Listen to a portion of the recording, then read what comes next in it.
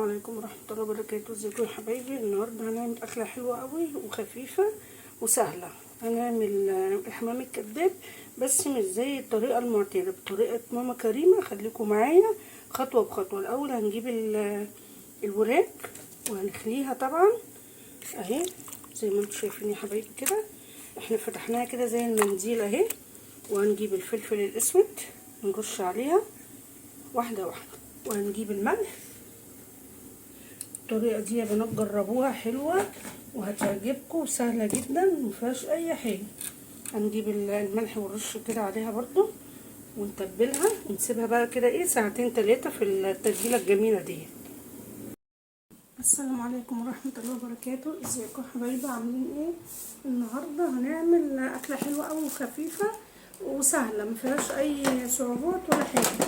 هنعمل الحمام الكداب، بس مش هنعمله زي ما احنا متعودين، هنعمله بطريقه جديده وسهله. كأنك عامله كده كوره من الوراك والرز والتوابل. خليكم معايا يا حبايبي واحده بواحده هوريكم ازاي. احنا دلوقتي بنحضر الحاجه. جبنا الوراك اهي، تبلناها طبعا انا اوريكم ازاي، وسبناها ساعتين 3.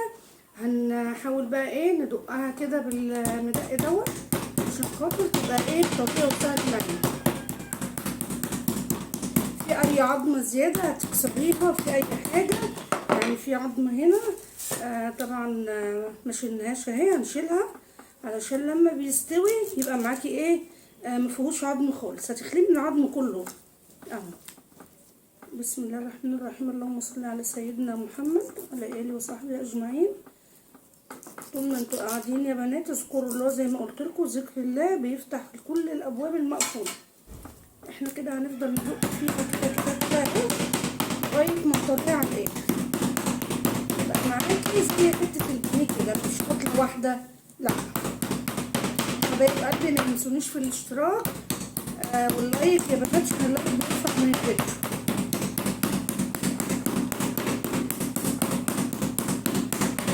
دق ما تخافيش ولا يهمك اهي. خليناها مع بعض طريه اهي وجميله. هنركنها بقى كده وهنجيب احنا طبعا معانا الرز غاسلينه اهوت يا بنات، حبه رز صغيرين يعني مش كتير. عندك حبه لحمه مفرومه حطيها بتزود القيمه الغذائيه، ما عندكيش ولا يهمك مش مهم. هنجيب بقى الفلفل. عندك برضو ثمره زيتي كده قطعي منها حته اهي، بتزودي كل ما بتحطي حاجه فيه بتزودي القيمه الغذائيه بتاعتك. وده طبعا انتوا عارفين حلو لمرضى السكر واللي يعني عايز يخس وعايز يعمل رجيم. كل الحاجات ديت كتريها وقللي في الرز، بتدي قيمه غذائيه عاليه جدا وحلو ومفيد اهو. نقطعه كده بالطريقه دي يا حبايبي اهو. احنا عايزين نقطعه بطريقه عشوائيه يعني ايه عشان هيتحط مع الرز ومع الفلفل وطماطميه واحده، ما تكتريش القوطه اهو. طبعا احنا خرطناه اهوت يا حبايبي، هنشيله كده نركنه على جنب. معانا بصلايه حلوه كده خرطناه يا حبايبي صغير كده اهوت، هنحطها كده برضو عليه اهو. هننزل بمعلقتين الرز اهوت. احنا ما بنحطش خضره فيه، ده زي الحمام الكداب ما بنحطش خضره. ودي معلقتين اللحمه المفرومه اللي احنا قلنا عليها يا حبايبي اهي. هنخرط قرن فلفل كده حامي للي حابب، اللي مش حابب خلاص اهو. كله تقطيع كده عشوائي، وهنخلط كله ببعضه وهنحشيه مع بعض.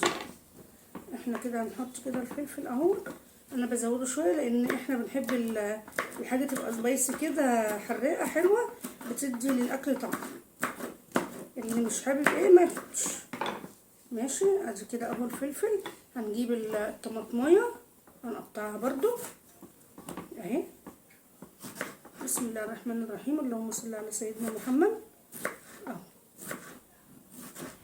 انت عايزه تحشي اي خضار براحتك، الحشو ده قلنا في اكتر من مره اختياري. في بيحشيه جبن، في بيحشيه لانشون، في بيحشيه فراخ متقطعه ومتبله، يعني الحشو ده براحتك انت اختياري. خلاص يا حبايبي كده احنا ايه ناقصنا بقى ايه الفلفل بس. خدنا نص الثمره كده برضو اهي.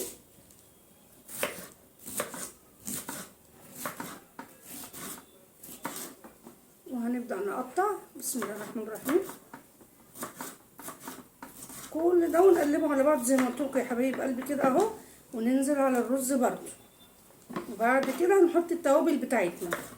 التوابل بتاعتنا طبعا معروفه اللي بنعملها، بس بتزودي الفلفل الاسمر شويه، لان الفلفل الاسمر بيدي للاكل طعم حلو. حبايبنا اللي معدتهم بتوجعهم من الفلفل ما يكتروش، لكن اللي بيحبوا مفيش مشكله. ادي سيكه كده حلوه قوي، بيدي طعم حلو للاكل، بالذات الحمام الكداب او الحمام العادي. الفلفل الاسود والحبة البركة اللي بيحب يحط عليها برضو يحط على الوش. بعد ما تخلصي خالص الورك وتحشيه وتخلصيه، هتجيبي كده معلقة صلصة. هوريكم ازاي. في بقى اللي عايز يحط حبة البركة من فوق يحط، اللي مش حابب خلاص. كده احنا يا حبايبي قطعنا كل حاجة اهو زي ما وريتكم. الفلفل على الرز على كله. هنجيب بقى شوية ملح كده اهو، معلقة كمون، معلقة حلوة يعني مش معلقة صغيرة، معلقة فلفل اسمر اهو يا حبايبي. طبعا المعلقة دي صغيرة فانا بحط معلقة وسنة. معلقة كزبرة ناشفة، ان احنا مش حاطين عليه خضرة.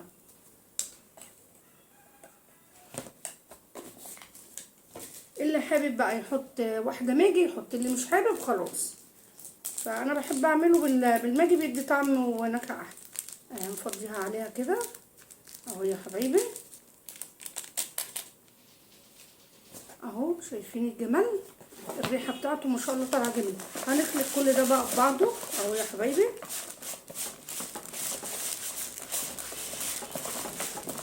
طبعا احنا ما حطيناش زيت خالص لدلوقتي. هنحط معلقة صغيرة واحدة زيت ومعلقة صلصة. خليكم معايا كده يا حبايبي.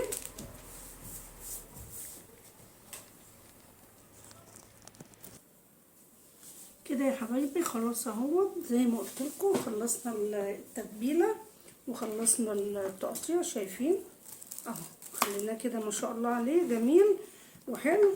طبعا جبنا البوله ديت علشان احنا هنحط الوراك اللي احنا خليناه كده، عشان خاطر نعبيه بالحشو ونقفله مع بعض. طبعا الحشو بتاعنا يا حبايب قد اهو. شايفين جميل ازاي ما شاء الله. هنقلبه طبعا كله كده، وحطينا معلقه الصلصه على اللحمه. عارفين والله يعني الحمد. بصوا يا حبايبي كده خلاص اهو زي ما وريتكم. ادي البوله جبناها وحطيناهم كده الورك فيها.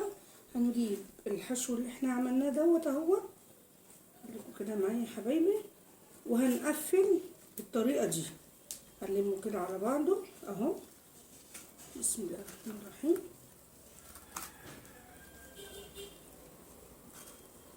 وهنحاول نطلعها بقى من البول علشان خاطر ايه نقفلها بالخله اهو يا حبايبي. عايزه تخيطيها خيطيها براحتك، اهم حاجه احنا نملكها كده علشان خاطر ايه نقفلها مع بعضينا اهو يا حبايبي.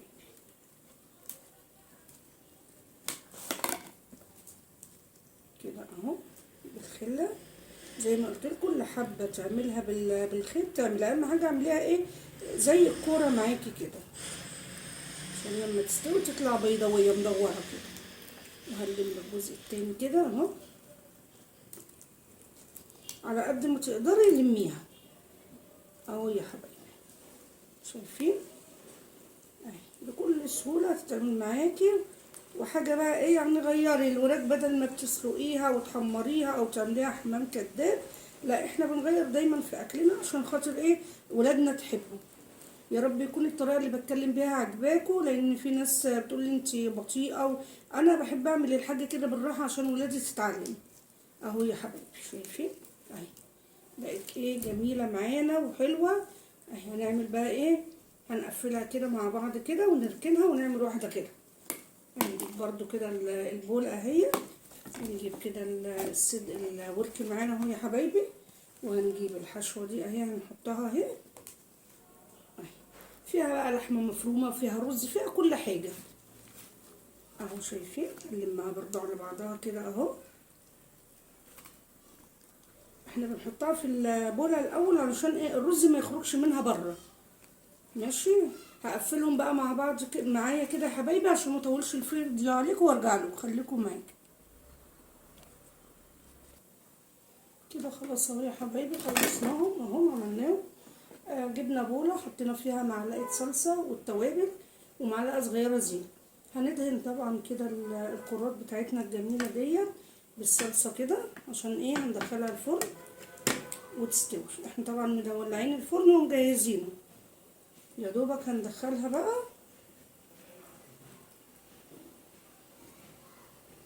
طبعا الصلصه الباقيه دي مش هنرميها، احنا هنزودها كوبايه ميه علشان خاطر ايه؟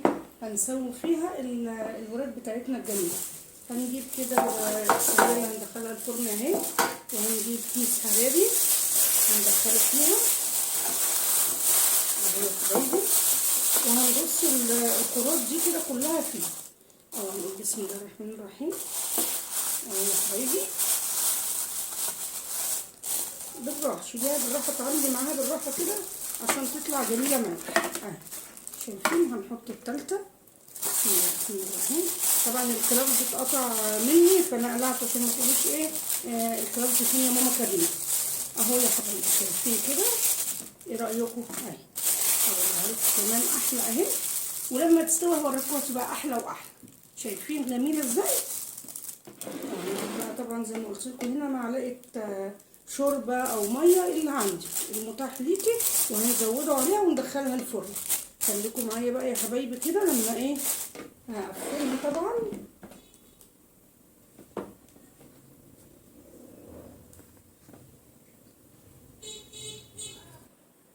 كده يا حبايبي خلاص قفلناها اهو زي ما انتم شايفين اهي. شايفين جميله ازاي؟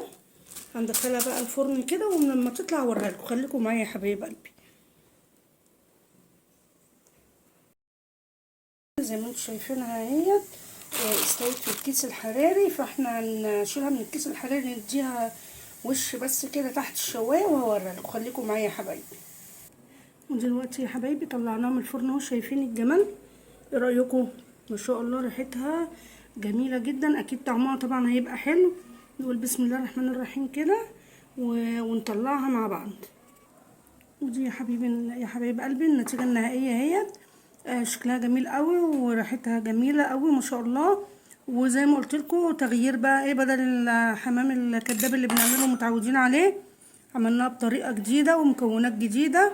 جربيها بالطريقه دي هتعجبك قوي، حلوه وبسيطه وسهله ومش مكلفه خالص، وحاجه بقى ايه يعني اكل المطاعم. شكلها كده جميل قوي.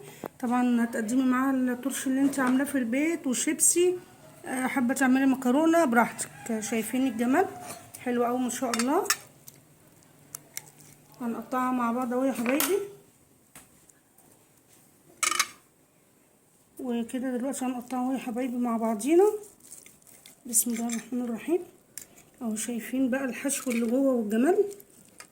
شايفين ما شاء الله عليه؟ يعني الطعم والريحه ما اقولكوش بقى. جربوها بالطريقه دي هتعجبكم قوي قوي. كفايه ريحتها بس اهو. شايفين؟ عجبت بنتي بتقول كفايه ريحتها. انا ما بحبش الفراخ بعيني والله، بس هي ريحتها تاكل. والحشو جميل ازاي جوه؟ شايفين الرز استوى واللحمه والخضار اللي احنا حاطينه. جربوها بالطريقه دي هتعجبكم قوي، طعمها جميل جدا. انا عشان جربتها وعجبتني فقلت اعملها لكم، وزي ما قلت لكم طريقه بسيطه وسهله. ودلوقتي يا حبايبي اهو بصوا الشكل بقى بتاعها جميل وطعمها تحفه ما شاء الله. جربوها وما تنسونيش بقى يا حبايب قلبي في اللايك والشير والاشتراك في القناه عشان يظهر لكم كل جديد. بحبكم في الله يا حبايب قلبي، والسلام عليكم ورحمه الله وبركاته.